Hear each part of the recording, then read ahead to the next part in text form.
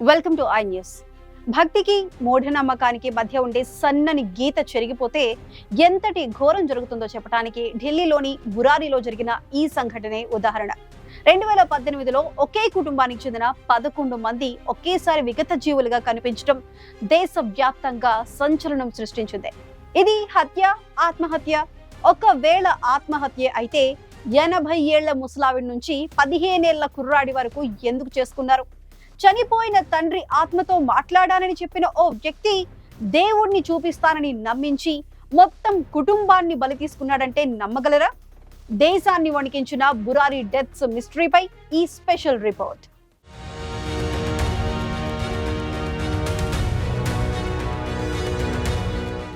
July 1, 2018 ఢిల్లీలోని బురారి ప్రాంతం. చుండవత్ కుటుంబం ఉండే ఆ ఇంట్లోంచి ఆ రోజు ఉదయం ఎలాంటి అలికిడి లేదు. పక్కింటి వ్యక్తి లోపలికి వెళ్లి చూడగా అతని కాళ్ల కింద భూమి కంపించిపోయింది. ఒకే గదిలో 10 మంది ఉరికి వేలాడుతూ మరో గదిలో వృద్ధురాలైన నారాయణీదేవి విగత జీవిగా కనిపించారు. అందరి కళ్లకు నోటికి గంతలు కట్టున్నాయి.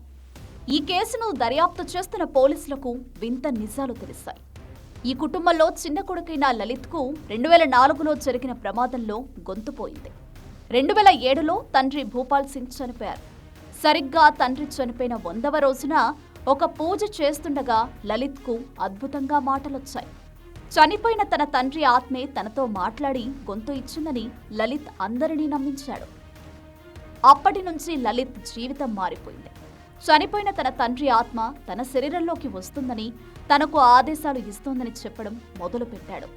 ఆ ఆదేశాలను 11 డైరీలలో రాయడం ప్రారంభించాడు. కుటుంబం ఎలా నడుచుకోవాలి, వ్యాపారం ఎలా చేయాలి అని ప్రతిదీ అందులో రాసేవాడు. విచిత్రంగా ఆ ఆదేశాలు పాటించడం మొదలుపెట్టాక వారి వ్యాపారం 3 రెట్లు పెరిగింది. దీంతో కుటుంబం మొత్తం లలిత్ను, అతని మాటలను గుడ్డిగా నమ్మడం మొదలుపెట్టారు. తమ కుటుంబం బాగుపడటానికి కారణమైన తండ్రి ఆత్మకు కృతజ్ఞతగా ఒక ప్రత్యేక పూజ చేయాలని లలిత్ ప్రతిపాదించాడు. ఆ పూజలో భాగంగా అందరూ ఉరివేసుకుంటే తమ పూర్వీకులు తండ్రి ఆత్మ వచ్చి కాపాడతారని, దేవుడి దర్శనమవుతుందని నమ్మించాడు. చావు అంచుల వరకు వెళ్లి తిరిగి రావడమే ఈ పూజ అని చెప్పాడు. దీన్ని కొన్ని రోజుల పాటు ప్రాక్టీస్ కూడా చేశారు. జూన్ 30, 2018 అదే ఆఖరి రోజు.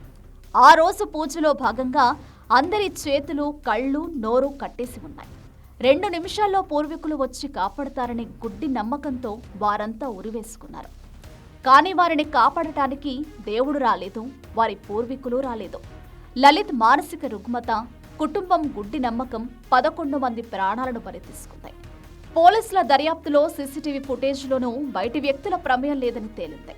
సైకలాజికల్ అటాప్సీలో ఇది షేడ్ సైకోటిక్ డిజాస్టర్ వల్ల జరిగిన ప్రమాదమని, లలిత్ తప్ప మిగతా వారికి చనిపోయే ఉద్దేశం లేదని నిర్ధారించారు. భక్తి పేరుతో మొదలైన వీరి ప్రయాణం ఒక వ్యక్తి మానసిక రుగ్మత కారణంగా ఊహించని విషాదంతో ముగిసింది.